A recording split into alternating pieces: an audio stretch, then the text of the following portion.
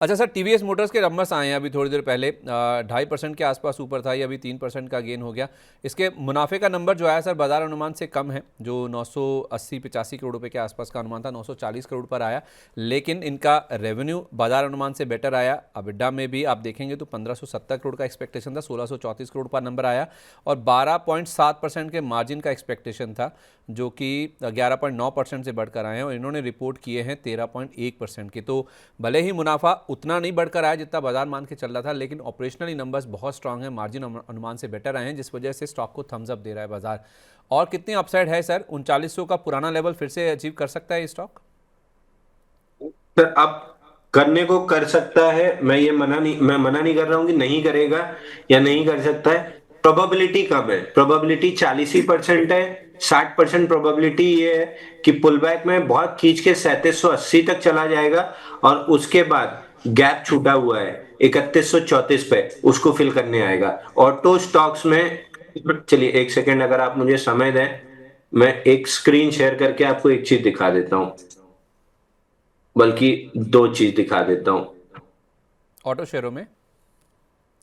पूरा मैं 360 degree market ही cover कर दे रहा हूं 2 मिनट में आपके लिए। अगर मेरी स्क्रीन दिख रही हो सर तो बताइएगा। ये सेक्टोरियल इंडाइसिस मैंने खोले हुए अभी नहीं हैं। सर, अभी नहीं दिख रही है। एक मिनट। अब शायद दिख रही होगी। दिखाई दे रहा है सर। ये देखिए टॉप लेफ्ट पे, ये ऑटो इंडेक्स है, ये वाला। ठीक है। एक सेकंड में कोई एक दो स्क्रीन बंद करनी पड़ेंगी, नहीं तो ये सिस्टम स्लो हो जाएगा। आज आपके शो में सवाल जवाब कम रह जाएंगे, पूरा मास्टर क्लास ही चल जाएगी। ये पूरा कप एंडल पैटर्न का ये ब्रेकआउट आया था ऑटो इंडेक्स में, जो ये वर्टिकली फेल हुआ है। इमीडिएट लॉन्ग लिक्विडेशन का पहला लेवल आ चुका है। अब यहां से अगर ऑटो इंडेक्स नहीं संभला तो आप ये नीचे गैप देख रहे हैं, ये वाला, ये 25,000 का गैप है, ये फिल करने आ सकता है। यानी यहां से 5% की डाउनसाइड आपको ऑटो इंडेक्स में दिख सकती है। दूसरा, आपको याद है मैं 6 महीने से मना कर रहा हूं कि किसी में भी लॉन्ग रहिए, रियलिटी इंडेक्स में मत रहिए।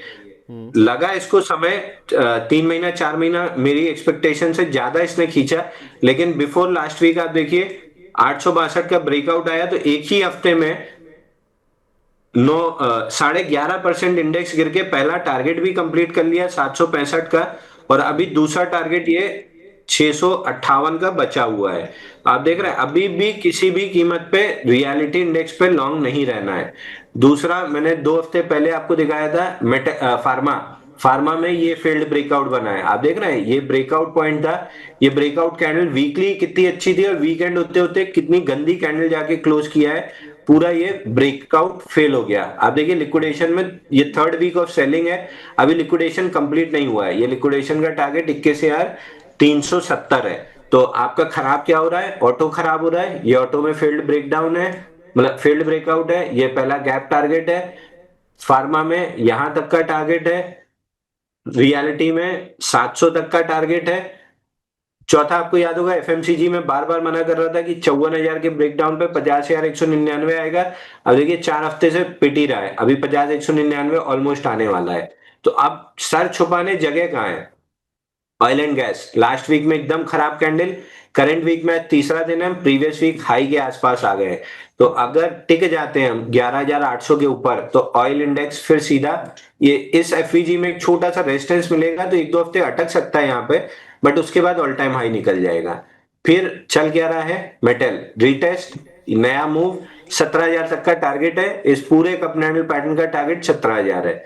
अच्छा क्या लग रहा है? एक तो मेटल कंटिन्यूएशन मूव है, अगर 11,800 के ऊपर टिकता है तो ऑयल एंड गैस।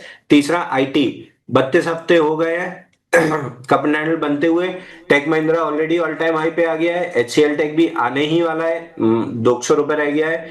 उसके बाद इन्फोसिस का नंबर लग जाएगा। तो जैसे ही 39,100 के ऊपर ब्रेकआउट आएगा, IT index all time high लग जाएगा।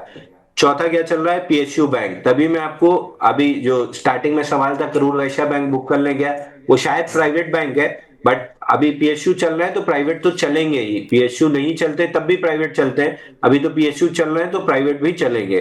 पीएसयू में इसीलिए मैं यूनियन बैंक आईडीबीआई बैंक में इतना बुलिश हूं, क्योंकि ये जो ब्रेकआउट था इसका टारगेट अचीव हुआ, पुल बैक लिया और कंटिन्यूएशन मूव है, तो अभी इनको चलना चाहिए। ये तो हो गया पहले आपका सेक्टोरियल इंडाइसेस।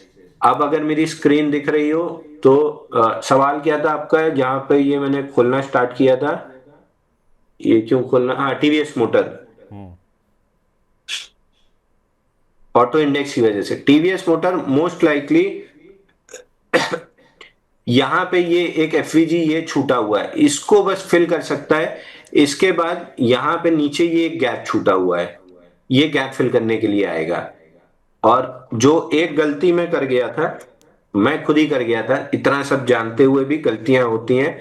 रिलायंस में एक गैप यहां छूटा हुआ था, तो जब रिलायंस में ये वाली कैंडल बनी थी, मैंने पुट बाई किए थे, आइडियली मेरे को डिलीवरी ही छोड़ देनी चाहिए थी इस गैप तक के लिए, बट ठीक है, एटलीस्ट पुट बाई करके और कॉल सेल करके एडजस्टमेंट करके मैंने अपनी पोजीशन मैनेज कर ली। बट जनरली गैप्स जब ऐसे कोई रिजेक्शन बनता है, गैप फिल होने आता है, तो अभी टीवीएस मोटर पे एग्जैक्टली वही गैप फिल, ये रिजेक्शन यहाँ पे बना है, क्योंकि ये हाई के ऊपर टिका नहीं, ये ब्रेकआउट लिया नीचे आया है, तो ये ऐसे जाके गैप फिल करने आ सकता है, तो दिस इज नॉट इसीलिए लुकिंग गुड। इसीलिए आपने 3100 का टारगेट दिया इस पे कि नीचे 3100 तक जाएगा। जी जी, पहले ये पुल बैक लेगा ये 3780 तक, जहां पे ये फिल करेगा, लिक्विडिटी लेगा, और लिक्विडिटी लेने के बाद उसके बाद फिर नीचे आना। और जब ये लिक्विडिटी ले लेगा तो वर्टिकल डाउन मूव आएगी, क्योंकि आप जितने भी देखिए, जैसे एशियन पेंट्स देखिए, यहाँ पे गैप छूटा हुआ था, ये वाला गैप ये देखिए मार्क किया हुआ है ना, तो जब यहाँ पे ये गैप के साथ ब्रेकडाउन आया था, ये गैप के साथ यहाँ ब्रेकडाउन आया था, तो उसी गैप को फिल करने लिक्विडिटी लेने ऊपर जाएगा। तो ये एकदम से ऐसे गैप फिल करने नहीं आता, ये पहले ऐसे लॉन्ग्स को ट्रैप करता है, थोड़ा सा लिक्विडिटी लेने ऊपर आता है, फिर वर्टिकली नीचे आता है। अब इसमें गैप फिल हो गया, अब ये यहाँ पे ऐसे बॉक्स बनाएगा, फिर ऑल टाइम हाई के लिए चलेगा। तो अगर इस जोन में अगर कहीं एक्यूमुलेशन देखना है तो थोड़ा सा बुलिश एविडेंस का वेट करके इसमें आप एशियन पेंट्स में जरूर लॉन्ग के लिए देख सकते हैं। तो मतलब थोड़ा सा इस बुलिश तरीके से एविडेंस अगर मिले। थोड़ा सा 360 डिग्री व्यू लेंगे ना मार्केट का, तो आपको पता रहेगा कि कब ऑटोज में नहीं काम करना है, कब फार्मा में नहीं काम करना है, रियलिटी क्यों इतना दूर रहना है जो 6 महीने से मैं बोल रहा हूँ, एफएमसीजी क्यों इतना दूर रहना है जो 6 महीने से बोल रहा हूँ। तो इस टाइप से अगर इंडेक्स पे भी ओवरऑल एक व्यू लेके चलेंगे ना सेक्टोरियल, तो आपके लिए काम करना आसान रहेगा बाजार में। बिल्कुल आपकी बात मैं समझ गया सर। मैं थोड़ा सा ना इसको रैप अप भी करता हूँ हमारे दर्शकों के लिए, जो आपने पूरा जो 360 डिग्री एक होलिस्टिक व्यू दिया है ना, उसमें मुझे थोड़ा बताइएगा कि मैं सही समझाऊँ तो हमारे दर्शक भी फिर उस पर एक्ट कर पाएंगे। आपने कहा ऑटो से दूर रहिए, रियल एस्टेट से दूर रहिए, फार्मा से आप दूर रहिए, राइट। पैसा अगर कहीं बनना है बिल्कुल तो वो तेल गैस में बनेगा, मेटल में बनेगा, आईटी में बनेगा और पीएसयू बैंकों में बनेगा। ये 4 सेक्टर ऐसे बिल्कुल हैं जो सर। कि मजबूत नज़र आ रहे हैं, और 3 सेक्टर आपने कमज़ोर बताए हैं। टीवीएस मोटर थोड़ा ऊपर जाएगा, बाद में 3100 तक नीचे आएगा, और एशियन पेंट्स में अगर आपको कोई बुलिश एविडेंस दिखता है तो वहाँ पे आप खरीदारी की शुरुआत कर सकते हैं। यानी कि एक बेस फॉर्मेशन का या फिर एक एविडेंस बनने दीजिए ऊपर की तरफ जाने का, फिर आप शुरुआत कर सकते हैं। जो फिलअप होना था वो हो चुका है, जो गिरावट होनी थी इसमें हो चुकी है, नई तेज़ी के लिए ये तैयार होता हुआ दिख रहा है। तो ये पूरा समअप है जो आपने करने की कोशिश की है। आई होप मैंने सर सही से समझा है इसको। बिल्कुल सर, एग्जैक्टली बिल्कुल यही मैं कहना चाह रहा था। ठीक है, ओके। सुपर चैट के सवाल सर बढ़ते ही जा रहे हैं। एक शिव मेलूहा जी का सवाल है सर, कह रहे हैं कि हर हर महादेव, क्या सिल्वर ईटीएफ में ब्रेकआउट आया है? मैंने गोल्ड सिल्वर फंड में म्यूचुअल फंड के जरिए इन्वेस्ट किया है जो डबल हो गया है, लाइकली है क्योंकि सिल्वर बहुत तेज़ी से चला है। एडवाइस दीजिए सर। ये अब पूछना चाह रहे हैं, बेसिकली जो सवाल यही है ना कि सिल्वर और चलेगा नहीं चलेगा, गोल्ड और चलेगा नहीं चलेगा, तो फिर क्या मुनाफा बुक कर लेना चाहिए जो म्यूचुअल फंड में पैसा डबल हो गया इनका? 75% कैपिटल निकाल के 25% छोड़ दीजिए। यहाँ से अब पाने के लिए बहुत कम है, खोने के लिए बहुत कुछ ज्यादा है, क्योंकि जिस दिन भी यहाँ से स्टॉक टॉप आउट करके पलटा, आप मान के चलिए कि 25 से 30% करेक्शन आराम से आ जाएगा। तो जिनके पास भी आप सिल्वर ईटीएफ, गोल्ड ईटीएफ या इस तरह की चीजें, 75% कैपिटल निकाल लीजिए। यहाँ से थोड़ा और ऊपर गया तो आपके पास 25% क्वांटिटी रहेगी एक्स्ट्रा प्रॉफिट्स के लिए। अगर पलटा तो अपने 75% पे ऊपर से 5-6% का प्रॉफिट गिव अप करके एग्जिट कर लीजिएगा, बट 75% प्रॉफिट निकाल लेनी चाहिए अब। ठीक है, 75% आप निकाल लीजिए, 25% पर आप बने रहिए। ठीक है, ओके, ये बढ़िया स्ट्रैटेजी है। 25% अगर ऊपर जाएगा भी तो आपके पास कुशन है, और अगर नीचे जाएगा तो फिर 5% और नीचे अगर रहता है तो फिर वहाँ पर आप चाहें तो पूरी अपनी पोजीशन ऑफलोड करके निकल सकते हैं। इसके साथ साथ सर केपी जीके एनर्जी, एक हमारे दर्शक हैं शुभम चतुर्वेदी जी, इनका भी सुपर चैट के जरिए सवाल आया, कह रहे हैं कि 1000 शेयर है मेरे पास 125 रुपये के रेट पर, जीके एनर्जी सर 125 पे लिया है, 115 के आसपास आ गया, कह रहे हैं कि होल्ड करूं या फिर बेच के निकल जाऊं। तो 2300 करोड़ का मार्केट कैप है, और एक बार बीएसयू और हाँ नया स्टॉक है, आई गेस आईपीओ स्टॉक है या एसएमई से आया है, खैर जो भी एसएमई है से नया बना। स्टॉक है, कोई आईपीओ बेस्ड बना नहीं है। कंटिन्यूअस डाउन मूव है, ऑल टाइम लो पे है, पुल बैक ले सकता है 134 तक, वहां से फिर नया ऑल टाइम लो बनेगा, तो एक बार 134 तक पुल बैक आ सकता है। बाइंग लिस्ट में होना ही नहीं चाहिए स्टॉक। ठीक है, ओके, परफेक्ट है, मतलब निकल जाएंगे लॉस लेकर हैं। बिल्कुल सर, बिल्कुल निकल जाना चाहिए। ठीक है, परफेक्ट है। आ, अनु जी का अनु ने कना, मैं नाम नहीं सही पढ़ पा रहा हूँ क्योंकि अनु शॉर्ट फॉर्म में पढ़ देता हूँ, गलत ना हो जाऊँ। इनका सर बड़ा समर्थन आया है 450 रुपये के आसपास का। 3 स्टॉक्स इन्होंने पूछे सर, एक तो है ATGL, ये कह रहे हैं कि 150 शेयर है मेरे पास, 661 का प्राइस है। 250 शेयर इनके पास JSW इंफ्रा के हैं, 297 रुपीज़ का प्राइस है ATGL, JSW इंफ्रा। और तीसरा नाम है मॉस्चिप, 154 शेयर हैं, 249 का इनका एवरेज प्राइस है। ये पूछ रहे हैं कि क्या करना चाहिए इन तीनों शेयरों में। मॉस्चिप में आज गैप अप आया है और नॉन स्टॉप 280 से, मतलब जो बाइंग क्लाइमेक्स था 279 का फेल्ड ब्रेकआउट था, 238 का बाइंग क्लाइमेक्स का था, दोनों का पहला टारगेट 164 था, कल टेस्ट हुआ, गैप के साथ ऊपर आया है, पुल बैक में 210 220 तक आएगा, वहां पे एग्जिट कर लीजिएगा। एटीजीएल और जेएसडब्ल्यू इंफ्रा तुरंत तुरंत में एवरेज कर लीजिए और शांति से तकिए के नीचे दबा के सो जाइए। स्टॉक्स ATGL और JSW इंफ्रा, तुरंत एवरेज करके तकिए के नीचे दबाइए और सो जाइए। दोनों को ही। दोनों दोनों तुरंत, और व्यू एटीजीएल लंबा, और JSW infra best by price पे खड़े हुए हैं। और व्यू लंबा होना चाहिए लॉन्ग टर्म का, राइट। सर ये F1 कार है, 500 की स्पीड पे चलने वाली, इसको मैनेज करने का दो ही तरीका होता है, जो मैं करता हूं कि आप call put call put call put ये करते रहिए ताकि आपका एडजस्टमेंट होता रहे, और दूसरा तरीका होता है कि हर गिरावट में लेके तकिए के नीचे दबा के सो जाना। रिटेल इन्वेस्टर के लिए वो चीज पॉसिबल नहीं है जो मैं कर लेता हूं, तो आपके लिए बेस्ट ऑप्शन है कि लीजिए तकिए के नीचे दबाइए और चुपचाप सो जाइए। ठीक है, ये अदानी के सारे स्टॉक्स के लिए यही राय है सर। बिल्कुल सर। ठीक है, भरिए रखिए तकिए के नीचे रख के आप सो जाइए, भूल जाइए इन शेयरों को, ये आपके लिए राय है। और सर मॉस्चिप में जो आपने बोला ना, आज काफ़ी अच्छा मूवमेंट है, इनका प्राइस बहुत ऊपर का है सर, 249 रुपीज़ का प्राइस है। सर 210 220 इससे ज्यादा मेरे को नहीं लगता मिलेगा। बेटर है 210 220 की रेंज में सवाल पूछ लें, अगर कुछ वहां पे व्यू में बदलाव होगा, मतलब एक बार कंफर्म कर लें फिर ही बेचें, ऐसा नहीं कि प्राइस टच हो और आप बेच दें, एक बार कंफर्म जरूर कर लीजिएगा। ठीक है, ओके, परफेक्ट है। एक सवाल और सर, अब मुझे पता नहीं आप रिलायंस पे बोल पाएंगे नहीं बोल पाएंगे, रिलायंस का फेब फ्यूचर ले रखा है संदीप कुमार जी ने, सुपर चैट के जरिए सवाल है सर, 1407 रुपये की बाइंग है इनकी, कहने हैं कि अगर आप रिव्यू कर पाएँ।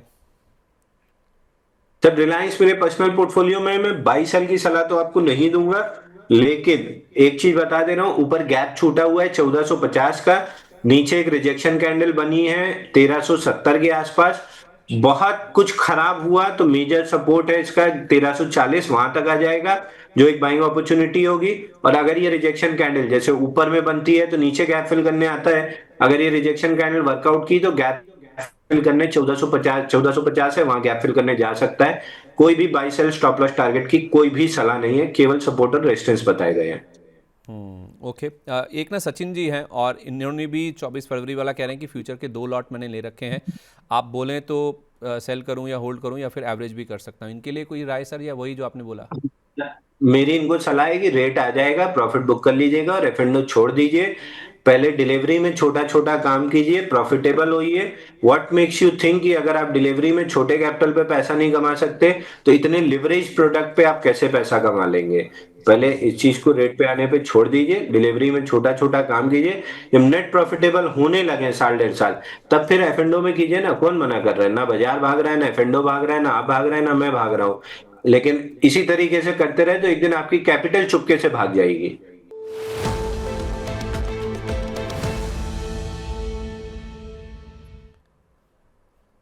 सर वैसे तो आप समय से आगे चलते हुए आपने दो शेयर बता ही दिए थे, इन्फोबीन्स और एक्सप्रो इंडिया। आपने एशियन पेंट्स के बारे में भी बताया, थोड़ा बुलिश एविडेंस अगर मिल जाता है तो सर कोई चुन के में कोई और भी स्टॉक है जो आपकी नज़र में है?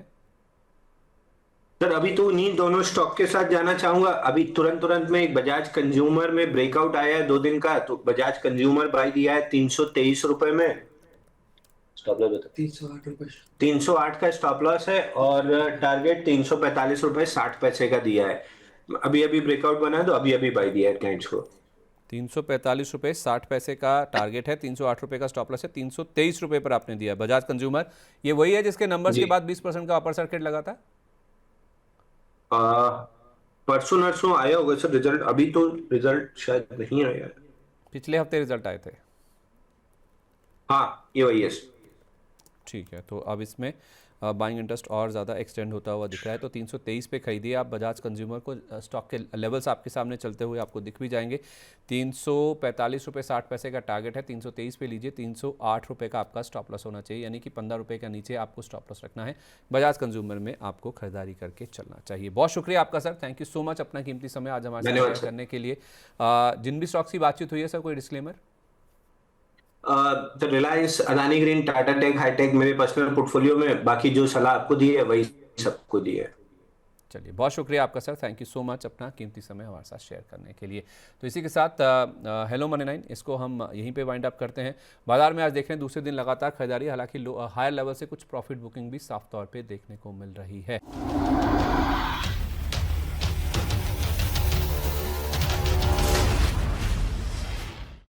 बिगड़े हालात में कैसे बनेगी बात? जनता को चाहिए एक ही जवाब, क्या टैक्स का बोझ कम करेगी सरकार? टैरिफ का डर जब तक नहीं होगा पार, मुश्किल में रहेगा कारोबार। रिफॉर्म के एजेंडे से पीछे नहीं हटना है, लेकिन आगे क्या? सबका मिलेगा जवाब जब 1 फरवरी को पेश होगा देश का बजट। बजट 2026 का 360 डिग्री कवरेज सिर्फ मनी 9 पर। इकोनॉमी, शेयर बाजार और आपके इन्वेस्टमेंट पर क्या होगा असर, जानिए और समझिए हमारे साथ दिन भर।